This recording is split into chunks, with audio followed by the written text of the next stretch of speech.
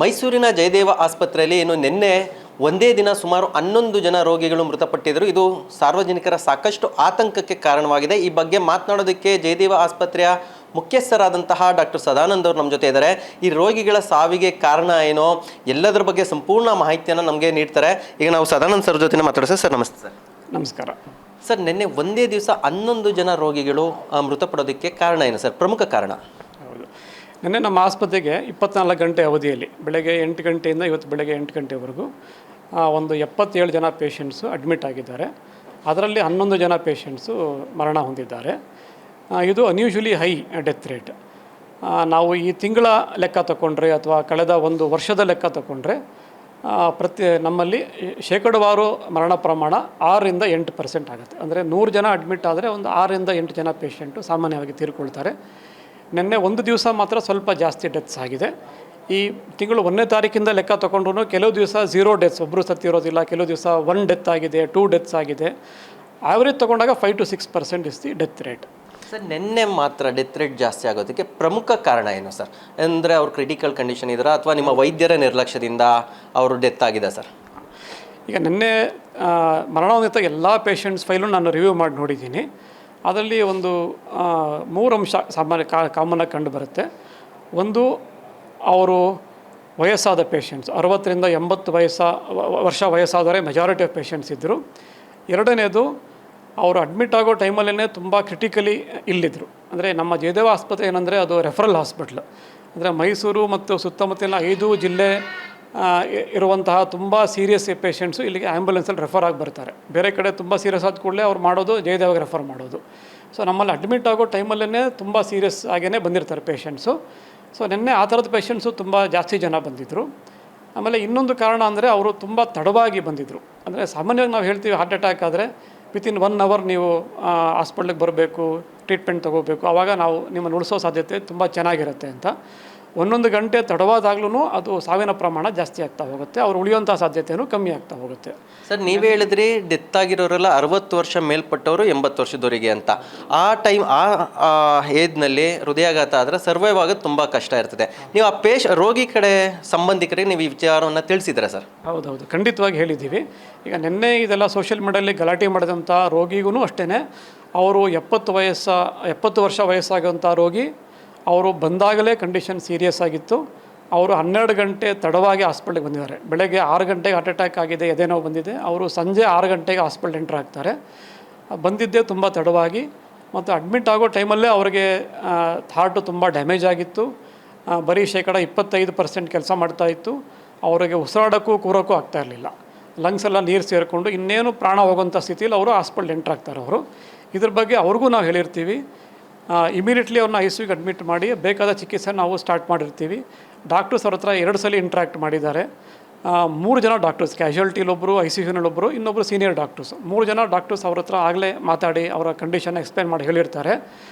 ಅದೇನಾಗುತ್ತೆ, ಸಾವು ಆದ ತಕ್ಷಣ ಅದೆಲ್ಲ ಮರ್ತೋಗ್ಬಿಡುತ್ತೆ, ಆಯಿತಾ. ಆಮೇಲೆ ಇನಿಷಿಯಲ್ ಪೇಷಂಟ್ ಅಡ್ಮಿಟ್ ಮಾಡೋ ಟೈಮಲ್ಲೇ ಯಾರೋ ಒಬ್ಬರು ಅಟೆಂಡರ್ ಇರ್ತಾರೆ.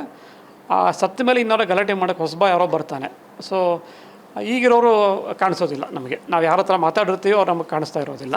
ಅವರ ಆರೋಪ ಅಂದರೆ ನೆನ್ನೆ ಇಷ್ಟಕ್ಕೆಲ್ಲ ಮೂಲ ಕಾರಣ ಆರೋಪ ಮಾಡ್ತಾರೋದು, ನಾವು ಬಂದಾಗ ಯಾರೂ ಡ್ಯೂಟಿ ಡಾಕ್ಟರ್ ಇರಲಿಲ್ಲ, ನಾವು ತುಂಬ ಹುಡುಕೋದ್ವಿ, 2 ಗಂಟೆ ಆದಮೇಲೆ ಡಾಕ್ಟ್ರು ಚಿಕಿತ್ಸೆಯನ್ನು ನೀಡಿದರು ಅಂತಾರೆ. ಇದು ಎಷ್ಟರ ಮಟ್ಟಿಗೆ ನಿಜ ಸರ್? ನೋಡಿ, ನಮ್ಮಲ್ಲಿ ಎಲ್ಲ ಕಡೆಯೂ CCTV ಇದೆ. ಅವ್ರು ಎಷ್ಟೊತ್ತಿಗೆ ಆ್ಯಂಬುಲೆನ್ಸ್ ಬಂತು, ಎಷ್ಟೊತ್ತಿಗೆ ಎಂಟ್ರ್ ಆದರು, ಎಷ್ಟೊತ್ತಿಗೆ ICU ಒಳಗಡೆ ಹೋದರು, ಪ್ರತಿಯೊಂದು ರೆಕಾರ್ಡು ನಮ್ಮ ಹತ್ರ ಇದೆ. ನೀವು ಬೇಕಾದ್ರೆ ರಿವ್ಯೂ ಮಾಡಬಹುದು, ಆಯಿತು. ಅವ್ರು ಹೇಳುವಂಥ ಆರೋಪ ಸುಳ್ಳು.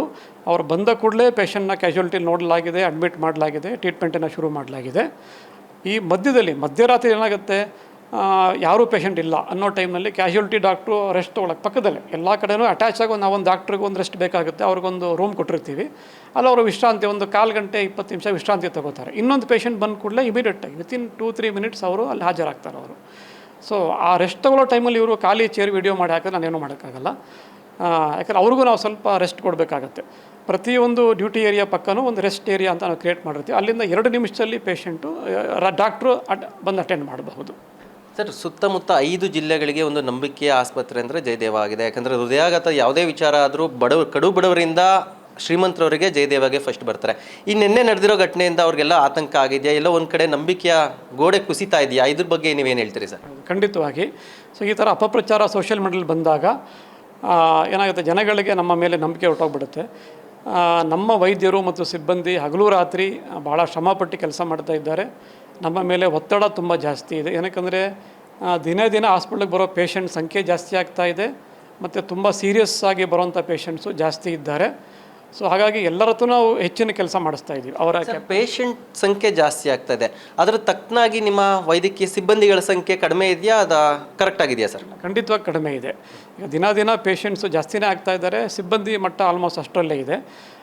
ಆದ್ದರಿಂದ ಆ್ಯಸ್ ಆಫ್ ನೋ ಸಿಬ್ಬಂದಿ ಕೊರತೆ ಖಂಡಿತವಾಗಿದೆ. ವೈದ್ಯರ ಕೊರತೆ ಮೇನಾಗಿ ನಾನು ಹೇಳೋದು. Round the clock patient attend ಮಾಡೋದಕ್ಕೆ ಡ್ಯೂಟಿ ಡಾಕ್ಟರ್ಸ್ ನಮಗೆ ಬೇಕು, MBBS ಕ್ವಾಲಿಫಿಕೇಷನ್ ಇರೋರು, ಅಂಥವರ ಕೊರತೆ ಖಂಡಿತವಾಗಿ ಇದೆ. ಅಂಥ ರಿಕ್ರೂಟ್ಮೆಂಟ್ ಮಾಡ್ಕೊಳ್ಳೋದಕ್ಕೆ ಈಗಾಗಲೇ ಸೂಕ್ತವಾದ ಕ್ರಮವನ್ನು ನಮ್ಮ ಆಸ್ಪತ್ರೆಯಿಂದ ನಿರ್ದೇಶಕರು ತಗೊಳ್ತಾ ಇದ್ದಾರೆ. ಸೊ ಮುಂದಿನ ದಿವಸದಲ್ಲಿ ಹೆಚ್ಚಿನ ರಿಕ್ರೂಟ್ಮೆಂಟ್ ಅದಕ್ಕೆ ಕ್ರಮ ಈಗಾಗಲೇ ಶುರು ಆಗಿದೆ. ಬಟ್ ಈಗಿನ ದಿವಸದಲ್ಲಿ ಖಂಡಿತವಾಗಿ ನಮಗೆ ಬರ್ತಾ ಇರೋಂಥ ಪೇಷಂಟ್ ಲೋಡ್ಗೆ number of out patients, number of admissions, number of angioplasties ಎಲ್ಲ ನೋಡಿದರೆ ಖಂಡಿತವಾಗಿ ಸಿಬ್ಬಂದಿ ಕೊರತೆ, ವೈದ್ಯರ ಕೊರತೆ ನಮ್ಮಲ್ಲಿ ಇದೆ. ಸರ್, ಒಟ್ಟಾರೆಯಾಗಿ ಈ ನಿನ್ನೆ ನಡೆದಿರುವ ಘಟನೆಯಿಂದ ಆತಂಕಗೀಡಾಗಿರುವ ರೋಗಿಗಳು ಮತ್ತು ಸಾರ್ವಜನಿಕರಿಗೆ ಏನು ಹೇಳೋದಕ್ಕೆ ಬಯಸ್ತೀರಾ ಸರ್? ಒಂದು, ನಮ್ಮ ಹಾಸ್ಪಿಟ್ಲಿಗೆ ನಮ್ಮ ಇದಕ್ಕೆ ಕೆಪಾಸಿಟಿಗೆ ಮೀರಿ ಪೇಷಂಟ್ಸ್ ಬರ್ತಾ ಇದ್ದಾರೆ, ಇದನ್ನು ಅರ್ಥ ಮಾಡ್ಕೊಳ್ಬೇಕು. ಆದರೂ ನಾವು ಕಷ್ಟಪಟ್ಟು ಕೆಲಸ ಮಾಡ್ತಾ ಇದ್ದೀವಿ. ಈ ಥರ ಸೋಷಿಯಲ್ ಮೀಡಿಯಾದಲ್ಲಿ ಅಪಪ್ರಚಾರ ಮಾಡೋದು ನಮ್ಮ ಎಲ್ಲ ವೈದ್ಯರ ಸಿಬ್ಬಂದಿಯರ ಆತ್ಮಸ್ಥೈರ್ಯವನ್ನು ಕುಗ್ಗಿಸುತ್ತೆ. ನಮಗಿರುವಂಥ ಕಷ್ಟವನ್ನು ನೀವು ಅರ್ಥ ಮಾಡ್ಕೊಳ್ಬೇಕು. ಈ ಥರ ಆಸ್ಪತ್ರೆಗೆ ಕುಗ್ಗಿದ್ರೆ ಜನಗಳಿಗೆ ನಂಬಿಕೆ ಕಡಿಮೆ ಆಗುತ್ತೆ, ಆಗ ಜನಗಳಿಗೆ ತೊಂದರೆ ಆಗುತ್ತೆ. ಯಾಕಂದರೆ ನಮ್ಮ ಆಸ್ಪತ್ರೆಯಲ್ಲಿ ನಾವು ಬಡವರಿಗೆ ಉಚಿತವಾಗಿ ಅಥವಾ ಬಹಳ ನಾಮಿನಲ್ ರೇಟ್ಗೆ ನಾವು ಚಿಕಿತ್ಸೆಯನ್ನು ಕೊಡ್ತಾ ಇದ್ದೀವಿ. ಹೊರಗಡೆ ಬೇರೆ ಹಾಸ್ಪಿಟ್ಲಲ್ಲಿ ಖಂಡಿತವಾಗಿ ಇದರ ಖರ್ಚು ಜಾಸ್ತಿ ಇರುತ್ತೆ. ಈಗ 1,000 ಖರ್ಚಾಗುವಂಥ ಕಡೆ ಅವ್ರು 10,000 ಖರ್ಚು ಮಾಡೋಂಥ ಪರಿಸ್ಥಿತಿ ಬರುತ್ತೆ. ಸೊ ಈ ಥರ ಪ್ಯಾನಿಕ್ ಕ್ರಿಯೇಟ್ ಮಾಡಿದಾಗ ಅವರು ನಮ್ಮ ಮೇಲೆ ನಂಬಿಕೆ ಕಳ್ಕೊಂಡ್ರೆ ಬೇರೆ ಹಾಸ್ಪಿಟ್ಲಿಗೆ ಹೋಗುವಂಥ ಸಂದರ್ಭ ಬರುತ್ತೆ. ಖಂಡಿತವಾಗಿ ಬೇರೆ ಪೇಷಂಟ್ಗಳಿಗೆ ತೊಂದರೆ ಆಗುತ್ತೆ. ನಮ್ಮ ಆತ್ಮಸ್ಥೈರ್ಯ ಕುಗ್ಗುತ್ತೆ, ಒಬ್ಬ ಕಾಮನ್ ನಾರ್ಮಲ್ ಪೇಷಂಟಿಗೂ ತೊಂದರೆ ಆಗುತ್ತೆ ಇದರಿಂದ. ಅದರಿಂದ ನಮಗಿರುವಂಥ ಇತಿಮಿತಿಯನ್ನು ಅರ್ಥ ಮಾಡ್ಕೊಳ್ಬೇಕು. ಎಲ್ಲರೂ ನಮ್ಮ ಜೊತೆ ಸಹಕಾರ ಮಾಡಿದರೆ ನಾವು ಇನ್ನೂ ಒಳ್ಳೆಯ ಸೇವೆಯನ್ನು ಕೊಡೋದಕ್ಕೆ ಸಾಧ್ಯವಾಗುತ್ತೆ. ಕೊನೆಯ ಪ್ರಶ್ನೆ ಸರ್, ನೆನೆ ಏನೋ 11 ಜನ ರೋಗಿಗಳು ಮೃತಪಟ್ಟರು, ಅದರಲ್ಲಿ ವೈದ್ಯರ ನಿರ್ಲಕ್ಷ್ಯ ಇಲ್ಲ ಅಂತ ಹೇಳ್ತಾರೆ? ಖಂಡಿತವಾಗಿ ಹೌದು. ಅದಕ್ಕೆ ರೆಕಾರ್ಡು ಇದೆ. ನನ್ನ ಹತ್ರ 11 ಜನ ಪೇಷಂಟ್ ಲಿಸ್ಟು ಇದೆ, ಎಲ್ಲರೂ ರಿವ್ಯೂ ಮಾಡಬಹುದು. ಅವರು ಯಾವ್ಯಾವ ಪರಿಸ್ಥಿತಿಯಲ್ಲಿದ್ದರು, ಅವ್ರಿಗೇನು ತೊಂದರೆ ಇತ್ತು, ಅವರು ಬದುಕುವಂಥ ಪರ್ಸೆಂಟೇಜ್ ಎಷ್ಟಿತ್ತು ಅಂತ ನೀವು ರಿವ್ಯೂ ಮಾಡಿ ಎನಿ ಡಾಕ್ಟ್ರ್ ಬಂದು ನಾವು ನೋಡಬಹುದು. ಅದರಿಂದ ವೈದ್ಯರ ನಿರ್ಲಕ್ಷ್ಯದಿಂದ ಸಾವು ನೋವಾಗಿಲ್ಲ, ಪೇಷಂಟ್ನ ಕಂಡೀಷನ್ನೇ ತುಂಬ ಸೀರಿಯಸ್ ಆಗಿತ್ತು ಅಂತ ಹೇಳಲಿಕ್ಕೆ ಇಷ್ಟಪಡ್ತೀನಿ. ಇದು ಜಯದೇವ ಆಸ್ಪತ್ರೆ ಮುಖ್ಯಸ್ಥರಾದಂತಹ ಡಾಕ್ಟರ್ ಸದಾನಂದ್ ಅವರ ಮಾತು. ಏನೋ ಯಾವುದೇ ಕಾರಣಕ್ಕೂ ವೈದ್ಯರ ನಿರ್ಲಕ್ಷ್ಯದಿಂದ ನಿನ್ನೆ ಸಾವು ಸಂಭವಿಸಿಲ್ಲ, ರೋಗಿಗಳ ಕಂಡೀಷನ್ ಅಷ್ಟು ಕ್ರಿಟಿಕಲ್ ಆಗಿತ್ತು, ಹೀಗಾಗಿ ಅವರು ಮರಣವನ್ನು ಅಪ್ಪಿದ್ದಾರೆ ಅಂತ ತಿಳಿಸ್ತಾ ಇದ್ದಾರೆ. ಕ್ಯಾಮ್ರಾ ಪರ್ಸನ್ ಅಭಿಷೇಕ್ ಜೊತೆ ಹರ್ಷ CB, ರಾಜಧರ್ಮ TV, ಮೈಸೂರು.